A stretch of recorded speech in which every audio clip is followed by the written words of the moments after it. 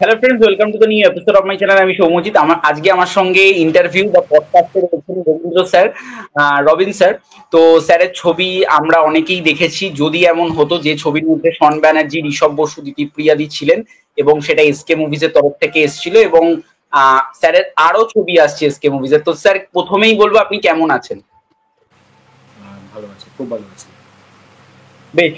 Sir, প্রথমে বলবো, যদি এমন হতো এরকম একটা সাইকোলজিক্যাল থ্রিলার, যেটা আমাদের বাংলায় আগে এরকম সাইকোলজিক্যাল থ্রিলার কখনো হয়নি, সেটা আমরা অন্য মানে অন্য ভাষার ছবিতে দেখেছি, যেরকম হলিউড ছবিতেও দেখেছি, হিন্দি ছবিতেও দেখেছি, বাট বাংলায় হয়নি। এই ধারণাটা মাথায় এলো কি করে? প্রথমত এটা বলবো, এটা কিন্তু সেভাবে থ্রিলার নয়। হয়তো ট্রেলারটা দেখে ওটা একটা ওরকম আঁচ এসছে যে psychological romance. Psychological drama, romance. আর সব থেকে ইম্পর্টেন্ট হচ্ছে যেটা হচ্ছে রিলেশনশিপ, যেটা হচ্ছে হিউম্যান রিলেশনশিপ, যে তিনটে মানুষ, যারা তিনটে আলাদা চিন্তাধারা, তিনটে আলাদা পার্সোনালিটি। এবারে এদের মাঝখানে রিলেশনশিপগুলো কেমন হচ্ছে এগোচ্ছে, বা ওটা দিয়ে এদের তিনজনের জীবনটা কিভাবে চেঞ্জ হয়ে যাচ্ছে, সেটা নিয়ে বেসিক্যালি গল্পটা। আর এই গল্পটা ইউজুয়ালি যে স্টোরি রাইটার, স্ক্রিনপ্লে রাইটার, গল্প সায়ন্তনী।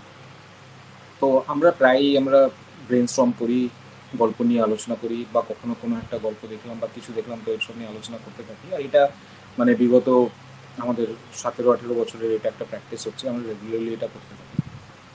তো ইনফ্যাক্ট এটা আমার সেকেন্ড ফিল্ম, যেটা আমি এসকে মুভিজের সাথে শ্যুট মানে ডিরেক্ট করেছি, এসকে মুভিজের ব্যানারে। যে ফার্স্ট ফিল্মটা আমরা করেছিলাম, সেই গল্পটা অনেক বছর আগে ও লিখেছিল, ওটা নিয়ে আমরা আলোচনা করেছিলাম, অনেক বছর ধরে চেষ্টাও করছিলাম। তো তারপরে 2019-এ হিমাংশুর সাথে দেখা হয়, তখন ওকে গল্পটা নারেশন দিই, ও ভালো লাগে। তখন ওটা পরে আমরা 2022-এ ফার্স্ট ওটা করি। আর ওই ফিল্মটা যখন যাবো আমরা রোল করবো, তখনই সায়ন্তনী আর আমরা এমনি ব্রেন স্টর্ম করছিলাম যে এইটা হয়ে গেলে নেক্সট কী করবো, কী করা যেতে পারে। তো ওইটা করতে করতে করতে একটা কোথার থেকে জার্মটা এসে আমিও জানি না, বাট একটা ডিসকাশন করতে করতে এই হলো। আর তারপরে ওই জার্মের উপরে ডিসকাশন করতে করতে ইভেনচুয়ালি শান্তনী এটাকে পুরো গল্পটাকে লিখলো, লিখে স্ক্রিন প্লে ডায়লগ করলো। তারপরে আমরা আবার ওটাকে হিমাংশুকে ডিনারেশন দিই, ওর ভালো লাগে। তারপরে আমরা গিয়ে সেকেন্ড ফিল্মটা করি, যেটা হচ্ছে যদি এমন হতো। তো স্যার, আমরা এই ছবির মধ্যে সন্ধ্যাকে দেখতে পেয়েছি এবং ঋষভ দাকেও দেখেছি, তাছাড়াও দিদিপ্রিয়াদি ছিল। তো সন্ধ্যা এই ছবির জন্য, মানে বড় পর্দার জন্য একদম প্রথম সন্ধ্যা। কারণ আমরা জানতাম যে সন্ধ্যার একটা সিরিয়ালে একটা ভালো ফ্যান ফলোয়িং আছে। এবার বড় পর্দাতেও সন্ধ্যাকে নিয়ে আনার প্ল্যানটা কি করে হলো? মানে এটা কি মনে হয়েছিল যে মানে সন্ধ্যা যেহেতু টেলিভিশনের যেহেতু অ্যাক্টর, তো সে বড় পর্দায় কাজ করতে পারবে, তো এটা কি মনে হয়েছিল? অ্যাকচুয়ালি না, মানে আমি জানি না, আমরা যখনই গল্প ভাবি আমরা না চরিত্রগুলোকে দেখার চেষ্টা করি। তো আমাদের কাছে অভিমন্যু একটা চরিত্র, এক ধরনের ছেলে, যে হচ্ছে খুব বাবলি, ভাইরেশিয়াস, খুব একটা জলি নেচারের একটা ছেলে। দিতিপ্রিয়ার সাথে যেহেতু তার আগে আমি ফিল্মটা করেছিলাম, আর ছোটোবেলা থেকে যখন মানে অনেক ছোটো ছিল তখন থেকে ওকে জানি, দেখে এসেছি, আর she is a very fine actress. তো জিয়া ক্যারেক্টারের জন্য দিতিপ্রিয়া প্রথম থেকেই সেট ছিল। ঋষভকে আমি ওর তখন ওই ভটভুটি বলে একটা ছবি এসেছিলো, ওটা দেখেছিলাম, ওর পারফরমেন্স দেখেছিলাম। তো দেখে তখন মনে হলো যে হ্যাঁ, আমরা যে ধরনের অভিমন্যু চরিত্রটা দেখছি ওটা ঋষভের মতো দেখতে পেয়েছি। রণজয়ের জন্য আমরা একটা টিপিক্যাল একটা, যেটা লুক হচ্ছে একটা, কোথাও একটু ব্রুডিং, কোথাও একটু অ্যাংরি ইয়াংম্যান, এরকম একটা কোথাও মুখের মধ্যেও একটা, কোথাও করুণাও আছে, কোথাও একটু আলুফ আছে সবার থেকে, সেই রিফ্লেকশনটাও আসছে। তো এরকম একটা ক্যারেক্টার খুঁজছিলাম। তো অনেকজনকেই আমরা দেখছিলাম, কথা বলছিলাম এরকম, কিন্তু হঠাৎ করে একদিন কে একজন, আমাকে জানি না, ইনস্টাগ্রামে ওর এটা দেখালো, ওর কয়েকটা রিলস বা এগুলো দেখিয়েছিল। তো ওটা দেখে তখন আমার মনে হলো যে হ্যাঁ, আমি তখন নিজেও জানতাম না যে ওর কত ফ্যান ফলোয়িং আছে টেলিভিশন একটা পপুলারিটি হিসেবে। অ্যাক্টিং করে জানি, আর স্টার জলসায় তখন বোধহয় সবে একটা সিরিয়াল শেষ হয়েছিল। তো তারপরে এসকে থেকেই ওকে অ্যাপ্রোচ করা হলো, তারপরে ওর সাথে একটা মিট করলাম। আমার এখনও মনে আছে, ফার্স্ট মিটিং যখন করছি ওর সাথে, যখন কথা বলছি, আমি শুধু ওর চাহনি দেখছি, ওর বডি ল্যাঙ্গুয়েজ দেখছি, কীভাবে বসছে, দাঁড়াচ্ছে, করছে। আর মিটিংটা পরেই আই ওয়াজ কনভিন্সড কি হ্যাঁ, আমি রণজয়কে পেয়ে গেছি। তো স্যার এটা কি মানে এই যে ছবিটা, এটা একদম বলতে গেলে যে এটা বক্স অফিসে যে খুব একটা সাফল্য লাভ করেছে এমন নয়। একটা মোটামুটি যারা সন্ধ্যার যারা ফ্যান্স রয়েছে বা যারা দিতিপ্রিয়াদির ফ্যান্স রয়েছে কিছু কিছুজন ছবিটা দেখেছে। তো এটা কি কোথাও গিয়ে এটা খারাপ লাগার ব্যাপার যে ছবিটা এত এত কষ্ট করে প্রত্যেকটা ছবি আমরা বানাই, তো সেটা একটা বক্স অফিসে চললো না খুব একটা ভালো, সেটা কি একটা খারাপ লাগার ব্যাপার? তো অবশ্যই সবাই যে কেউই ছবি বানায়, যে ধরনেরই গল্পের উপরে হোক না কেন বা যে কোনো স্কেলে হোক না কেন, সবাই এটা মন থেকে চায় যে ছবিটা বেশিরভাগ লোকের কাছে পৌঁছুক, সবাই দেখুক, সবাই এটাকে অ্যাপ্রিসিয়েট করুক। সবার সব কিছু সবসময় ভালো লাগবে না, সেটা আমরা সবাই জানি। কিন্তু যত বেশি লোকের কাছে ওটা পৌঁছবে তত বেশি, মানে আমাদের কাছেও ফিডব্যাকও যখন আসবে ওগুলো দিয়ে আমরা বুঝতে পারবো। সবসময় যে ভালো ফিডব্যাক আসবে তা না, সবাইকে ভালো লাগে সেটাও না। But as a film maker আমিও চাই যে আমার সেকেন্ড ফিল্মটা ফার্স্ট ফিল্ম থেকে বেটার হোক, থার্ডটা সেকেন্ড থেকে বেটার হোক। তো তাহলেই অ্যাজ এ ফিল্ম মেকার আমিও গ্রো করবো, আর যে ছবিগুলো আনবো সেগুলো হয়তো আস্তে আস্তে করে বেশি মাসেস লোকেদেরকে ওদের মন জয় করতে পারবে। তো তার জন্য লোকেদের কাছে পৌঁছানোটা ডেফিনেটলি খুবই জরুরি। আর শুধু এটা আমার পরিশ্রম বা আমার চেষ্টা সেটা না, যেভাবে সবাই এত অক্লান্ত পরিশ্রম করে ছবিটার পেছনে কাজ করেছে, অ্যাক্টার্সরা হোক, টেকনিশিয়ানসরা হোক, সিনিয়র জুনিয়র টেকনিশিয়ান যারা সবাই সবাই প্রচুর জান প্রাণ দিয়ে, মানে নিজেদের 100% দিয়ে কাজটা করার চেষ্টা করেছে। আর যদি এমন হতো was a more difficult film to make than অন্য দুটো ছবি থেকে, কারণ আমরা যে সময় শ্যুট করেছি সেখানে আমরা -7 -10 ডিগ্রিজে লন্ডনে শ্যুট করছিলাম। আর আমরা কেউই ওরকম ওয়েদার কন্ডিশনে কাজ করার জন্য আমরা অভ্যস্ত নই। তো সেখানে আমরা তো না হয় অনেকগুলো লেয়ার অফ ওয়ার্ম ক্লোথ পরেছিলাম, কেউ জ্যাকেট সোয়েটার টুপি করে, কিন্তু অ্যাক্টার্সরা যদি পুরো ফিল্মে আপনি দেখেছেন যে শন, ঋষভ, ওরা অন্যান্য অ্যাক্টার্সরাও মারাত্মক ঠান্ডার মধ্যে ওরা নিজেদের একটা পারফরমেন্স দিয়েছে, নিজেদের একটা স্ক্রিন প্রেজেন্স ধরে রাখার চেষ্টা করেছে। তো সেটা যখন বেশি লোকের কাছে পৌঁছয়নি তখন ডেফিনেটলি একটু খারাপ লাগে।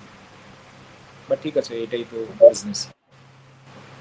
তো আমি পরবর্তী প্রশ্ন যেটা রাখবো যেটা হচ্ছে যে আপনার এসকে মুভিজের এখনো দুটো তিনটে ছবি আপনার এই বছর লাইন আপে 18খানা লাইন আপে রয়েছে। তো দুটো সম্ভবত আছে। আরো দুটো, আরো কি রয়েছে, দুটো রয়েছে না? হ্যাঁ। তো এবার এসকে মুভিজের আমরা বর্তমানে যে পজিশনটা দেখছি সেটা হল একদম পাচ্ছে না, মানে হল সংখ্যায় ভীষণই কম থাকছে, যেটা মাত্র 6টা কি 7টা হলে রিলিজ করছে। তো পরবর্তী ছবিগুলো যেগুলো রয়েছে বা পুজো রিলিজ আছে এসকের, তো এইগুলো নিয়ে কি কোনো একটা টেনশন কাজ করছে যে হল লিস্ট পাবো না? কারণ এসকে মুভিজের 3টে ছবি রিলিজ হলো, 3টেতেই হল সংখ্যা ভীষণই কম ছিল, বাবুসোনাতে তো ভীষণই কম ছিল। না, এবারে আমার যেটা মনে হয়, যদি এমন হতো যখন আমি প্রথম ফ্রাইডে যেটা রিলিজ হলো, প্রায় যতদূর আমার ধারণা 20টা 21টা হল ছিল, বাবুসোনারও ওরকমই প্রথমে ছিল। আর যা হয় বিজনেসে, যদি শোগুলো হাউসফুল না হয়, যদি খালি যায়, তো হল ওনার্সরা নিজেরাই হয়তো তারপরে রাখে না। আর খুব ফ্র্যাঙ্কলি বলছি, this part of the business আমি কিছুই জানি না। এটা এটা পুরো এসকে মুভিজ, ওদের নিজেদের টিম আছে, ওদের এক্সপার্টিজ আছে, and definitely they have a business plan কীভাবে এটাকে করবে। আমার এই জায়গায় কোনো মানে দক্ষতা নেই, নলেজ নেই, কিছুই নেই। আমি এটার উপরে আমি কমেন্ট করতে পারবো না। বাট আমি এটাই তো চাইবো যে হ্যাঁ, বলুন আমি এটাই বলুন। চাইবো যে ছবিগুলো, না আমি চাইবো এটাই যে ছবিগুলো রিলিজ হোক, ছবিগুলো বেশি হলে পৌঁছোক, বেশি লোকেদের কাছে পৌঁছোক। আর সেটাই। তো যেটা নেক্সট আপনার কাছে কোশ্চেন রাখবো যে অনেকেই জানে না যে আপনার নেক্সট পরবর্তী ছবি কি, অনেকে হয়তো এসকে মুভিজটা ফলো করেনি, তো আপনি যদি একটু বলে দেন ভিডিওতে যে আপনার পরবর্তী কি কি ছবি আমরা দেখতে পাবো। আপাতত লাইন আপে যেটা আছে জুলাই মাসে তবুও ভালোবাসি বলে একটা কাইন্ড অফ রম কম, একটা লাভ স্টোরি। হ্যাঁ, তবু ভালোবাসির মানে মানে তবু ভালোবাসিতে যে প্রীতম দা অভিনয় করেছিলেন, প্রীতম দাস, তো প্রীতম দা অ্যাকচুয়ালি আমার দাদা। তো তবু ভালোবাসির ব্যাপারটা আমি জানি। তো মানে আর কি আসছে মোটামুটি? আর অগাস্টে হচ্ছে একটা মা মেয়ের সম্পর্কের গল্প, ডিআরডি বলে। তো সেটাতে শ্রাবন্তী আছে, দীপ্তিপ্রিয়া আছে, কুশল, এরা তিনজনে হচ্ছে প্রাইমারি আচ্ছা প্রিন্সিপাল। দাদা, আচ্ছা স্যার, এটাতে কি কুশল, কুশল আজু, কুশলও কি রয়েছে মানে এই যে? হ্যাঁ হ্যাঁ হ্যাঁ, কুশল কুশলও কি? ডিআরডি ছবিতে আছে। হ্যাঁ হ্যাঁ হ্যাঁ হ্যাঁ হ্যাঁ। তো আমি যেটা বলবো যে সেটা হচ্ছে এই যে একটা রমকম ছবি হলো, যেটা রমকম থ্রিলার ছবি, যেটা আমরা যদি এমন তো পেলাম। আমি তবু ভালোবাসির গল্পটা জানি, বাট আমি বলবো না, সেটা রোমান্টিক ছবি একটা। তো এবং তারপর ডিআরডি একটা থ্রিলার, একটা মা মেয়ের গল্প। তো এই যে তিনটে ছবিটি তিনটে আলাদা আলাদা জনার, একটা থ্রিলার, আর একটাও থ্রিলার কিন্তু সেটা অন্যরকম থ্রিলার, আর একটা একদমই রোম্যান্স। তো এই তিনটে গল্পর ভাবনাটা মানে ওই দুটো গল্পর ক্ষেত্রে একটু যদি শর্ট করে করে বলে দেন যে কি করে ভাবনাটা এসেছিল। সেটা বলছি, ডিআরডি গল্পটা হচ্ছে যেটা যেটা বললাম, শান্তনী যে story writer, screen play writer হচ্ছে ও। এই গল্পটা 2011-12-তে আমাকে এটা জাস্ট একটা সিনপসিস শুনিয়েছিল যে, আর ওই সময় আমরা ভেবেছিলাম যে এটাকে নিয়ে একটা টেলিফিল্ম করবো। তো তারপরে নানা কারণে ওটা হয়নি, আর ও আস্তে আস্তে করে ওটাকে ডেভেলপ করতে লাগলো। করে আমরা 2019-এ, যেটা একটু আগে বললাম, হিমাংশুর সাথে আমার দেখা হলো, একটা নিয়ে আমাদের আড্ডা মারছিলাম এই করতে করতে, তখন ও বললো কোনো গল্প আইডিয়া থাকলে কিছু শোনা হয় করে। তো তখন আমি ওকে এটা শোনালাম, আর ওর ওটা খুবই ভালো লেগেছিলো, আর তখনই বললো যে চলো আমরা এটা ছবিটা করি। তো তারপরে ওখান থেকে আমাদের 2019 থেকে প্ল্যানিং আরম্ভ হলো। তারপরে তো 2020-তে লকডাউন হয়ে গেল, তখন জিনিসগুলো একটু পিছিয়ে গেলো। আবার 2021-এর মিডল থেকে আমরা আবার এটা নিয়ে কাজ আরম্ভ করলাম, আর 2022-এ এটা গিয়ে লন্ডনে গিয়ে ফিল্মটা করলাম। তো গল্পটা খুবই সুন্দর একটা গল্প, একটা মা আর মেয়ের গল্প। আমরা সারা জীবন শুনে এসেছি প্রেমের গল্প হয়, একটা ছেলে মেয়ের মধ্যে সম্পর্ক হয়, একটা মা তার সন্তানের মধ্যেও যে একটা প্রেমের সম্পর্ক হতে পারে, কোনো খারাপ দিক থেকে না, বাট ইউনিভার্সালি যেটা সব থেকে পিওর আর সব থেকে স্ট্রং লাভ স্টোরি হয়, সেটা সবসময় একটা মা তার সন্তানের মধ্যেই হয়। তো ওইটার উপরেই একটা গল্প হয়েছে। আমার খুবই নিজেরও খুবই পছন্দের গল্প, খুব মন ছুঁবে, আমি আশা করি লোকেদের। আর তবু ভালোবাসি তো জানি, যেমন একটা রোম্যান্টিক লাভ স্টোরি, এটা একটু ফ্লেভার অফ, আমি বলবো না একটা এক্স্যাক্টলি কমেডি, বাট হ্যাঁ একটু লাইট হার্টেড হচ্ছে, একটু দেখে আশা করি সবার মুখে একটা হাসি আসবে। তো নেক্সট যে কোশ্চেনটা আমি রাখবো সেটা মানে একটু অন্যরকম কোশ্চেন, একটু কন্ট্রোভার্সিয়াল কোশ্চেন, যেটা হচ্ছে বেশ কিছুদিন আগে আমরা দেখেছি যে ঋষভ বসু তার সোশ্যাল মিডিয়া অ্যাকাউন্টে পোস্ট করেছিলেন যে যদি এমন হতো এই ছবিটার ডাবিং তাকে না জানিয়ে করানো মানে তার ডাবিং করানো হয়নি, সেইখানে আরিয়ান ভৌমিক ডাবিং করেছিলেন। তো এটা নিয়ে মানে আপনি কি বলতে চান, মানে এটা কি মানে এটা এই ব্যাপারটা নিয়ে একটু যদি বলেন। এই ব্যাপারটা নিয়ে আমি বেশি কিছু বলবো না, কারণ কি এখানে অনেক স্টেক হোল্ডার্স ইনভলভ আছে, প্রোডাকশন হাউস আছে, আমি আছি, অ্যাক্টার আছে। কোথাও একটা মিসকমিউনিকেশন হয়েছে, কোথাও একটা মন খারাপ হয়েছে, খারাপ লেগেছে, আর ওটা খুবই ভ্যালিড, খুবই জাস্ট। আশা করি শীঘ্রই আমার ঋষভের সাথে দেখা হবে, ওর সাথে সামনাসামনি কথা হবে এই নিয়ে। আর প্রোডাকশন হাউস আছে, ওদেরও নিজেদের কিছু আহ, বক্তব্য হতে পারে এই ব্যাপারে, এগুলো তো, তাই জন্য আমার নিজের একা এই ব্যাপারে বলাটা ঠিক না। কন্ট্রোভার্সি হয়েছে, আই আম নো। আর তার চেয়ে বেশি আমার যেটা আছে যে Rishabh has fight bad, heart. আর আমি বলবো না ওটা আনজাস্টিফাইড, ওটা ওর জায়গা থেকে ঠিকই আছে। বাট ওই যেটা মিসকমিউনিকেশন হয়েছে, যেটা হয়েছে এই মনোমালিন্য ওটা তৈরি হয়েছে, ওটা হওয়া উচিত ছিল না। ওটা আহ, মানে কন্ট্রোল করা যেত, ড্যামেজটা কন্ট্রোল করা যেতে পারতো। তো কোথাও একটু আমি বলতে পারবো যে হয়তো একটু হ্যান্ডলিংটা একটু আমাদের আমাদের তরফ থেকে একটু ইয়ে হয়েছে। তো বাট আশা করি ওর সাথে দেখা হবে, এটা আমার ভালো লাগে। তো লাস্ট যেটা আমি জিজ্ঞাসা করব যে তুমি দুজন মানে আপনি দুজনের সাথে কাজ করেছেন, টেলিভিশনের বড় বড় অ্যাক্টর শন ব্যানার্জির সাথেও কাজ করেছেন এবং কুশলের সাথেও কাজ করেছেন।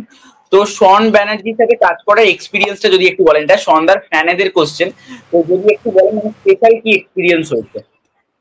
আওয়াজটা কেটে গেল মাঝখানে, আমি শুনতে পারলাম না। মানে শন ব্যানার্জির সাথে কাজ করার একটু স্পেশাল এক্সপিরিয়েন্স যদি কিছু বলেন, মানে এটা সন্ধ্যাদের ফ্যানদের কোশ্চেন, তো যদি একটু বলেন। আমি সত্যি কথা বলতে গিয়ে তিনটে ছবি যখন করেছি, আলাদা আলাদা কন্ডিশনে শ্যুট করেছি, ওখানে খুবই ডিমান্ডিং সিচুয়েশনসে শ্যুট করেছি। আর ভগবানের আমার উপরে মানে অশেষ আশীর্বাদ ছিল যে যতজন আমার সাথে কাজ করেছি, যাদের সাথে আমি কাজ করেছি, সবাই খুবই হেল্পফুল ছিল, খুবই কোঅপারেটিভ ছিল। আর সবাই কিন্তু প্রত্যেক কটা নিজেদের চরিত্রকে, গল্পটাকে, বা আমরা যে প্রচেষ্টাটা সবার ছিল, ওটাকে খুব সিরিয়াসলি নিয়েছে, আর খুব রেসপেক্টফুলি কাজ করেছে। মানে আমাকে প্রচণ্ড রেসপেক্ট দিয়েছে, স্পেস দিয়েছে। আর এটা, আর শনের যেটা শুধু আমি শনকে এখন বলছি যেহেতু ওদের ফ্যানের কোয়েশ্চেন।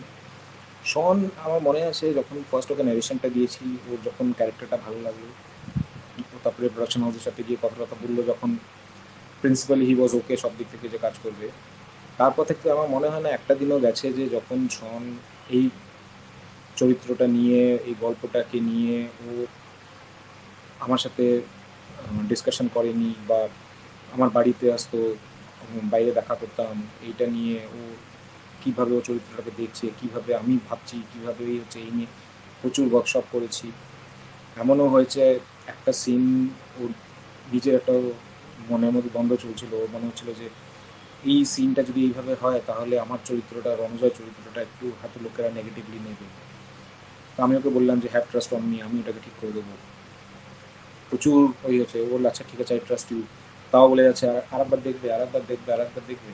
তারপরে ফাইনালি শান্তনি বললো যে না, ওর অ্যাজ অ্যান অ্যাক্টর যখন ওর মনের মধ্যে এত খুঁত হচ্ছে, লেট মি এই সিনটাকে আমি আবার একবার অ্যাপ্রোচ করে দেখি, যদি একটু কিছুভাবে এটা করতে পারি যাতে ওর নিজের ওইটা না হয়, মনের মধ্যে খুঁতখুতানিটা না হয়।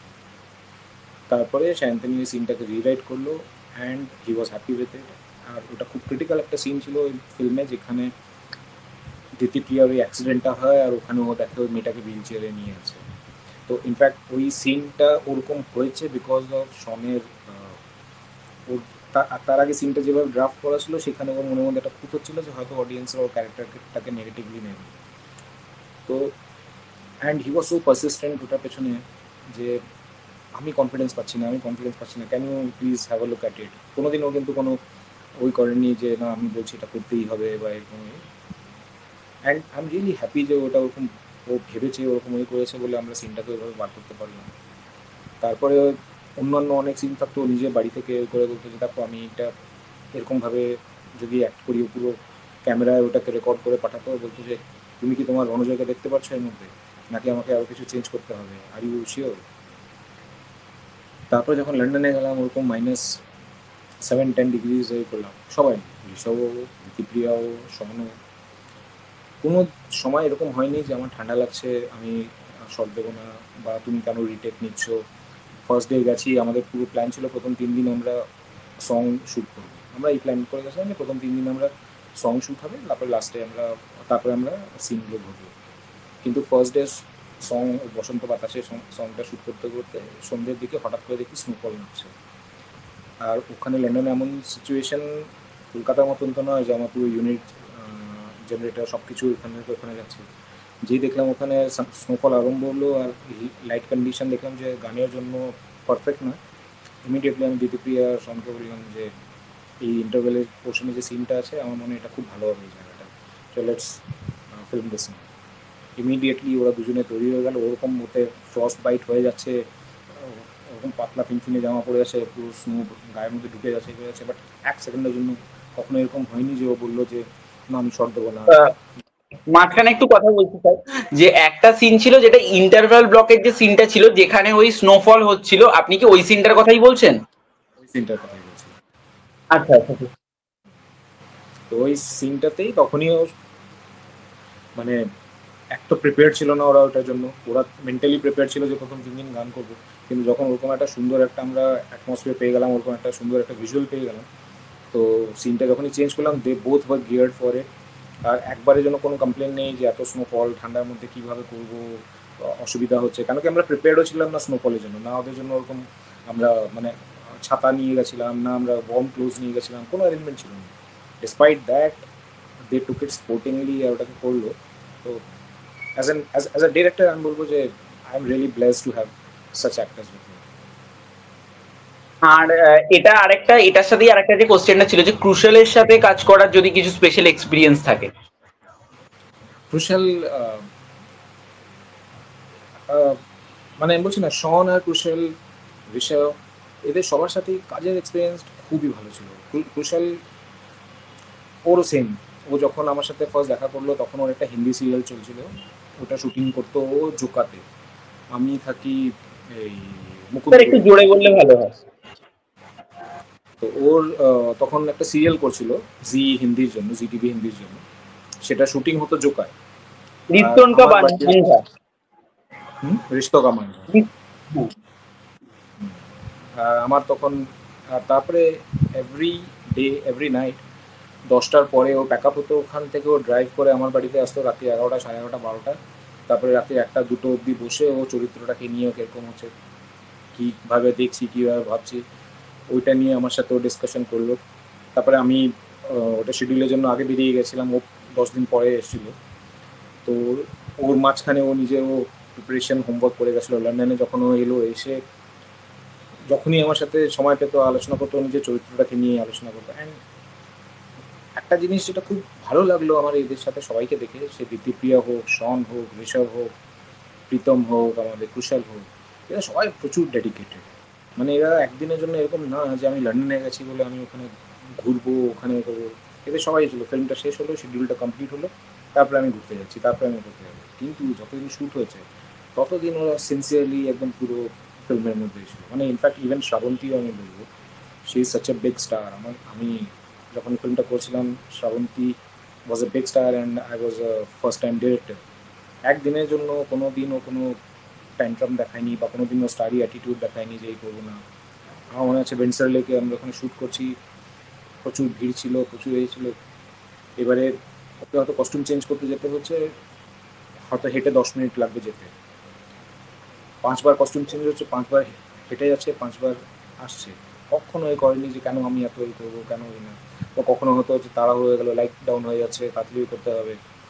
আমি বললাম চলো তাড়াতাড়ি করবো। কোনোদিন শ্রাবন্তী অ্যাটিটিউড দেখায়নি যে তুমি আমাকে কেন তাড়া দিচ্ছ বা কেন এই করছো। সো সেই দিক থেকে সবার যে এই ডেডিকেশন, এই ভালোবাসাটা যে পেয়েছি ওদের কাছ থেকে, সবার কাছ থেকে, I am really thankful to god কি আমি এরকম একটা প্রোডাকশন হাউস, এরকম একটা টিম, এরকম একটা অ্যাক্টার্স, সেট অফ অ্যাক্টার্সদের সাথে কাজ করতে পারছি। I am really blessed. Thank you sir, আপনার সময় থেকে সময় দেওয়ার জন্য। আপনার আপকামিং কাজ নিয়ে আমি ভীষণভাবে এক্সাইটেড, মানে মানে পার্টিকুলারলি ক্রুশালের সিনেমাটা নিয়ে, কারণ ক্রুশালের যেহেতু আমি ফ্যান, তো ক্রুশালের সিনেমাটা নিয়ে particularly excited. Thank you sir. তো ভালো থাকবেন। আপনি যদি দর্শকদেরকে যাওয়ার আগে যদি কিছু বলে দেন। আমি আবার নতুন করে কি বলবো, চেষ্টা করবো ভালো ভালো করে গল্পগুলোকে আপনাদের সামনে নিয়ে আসার, নতুনত্ব আনার চেষ্টা করব।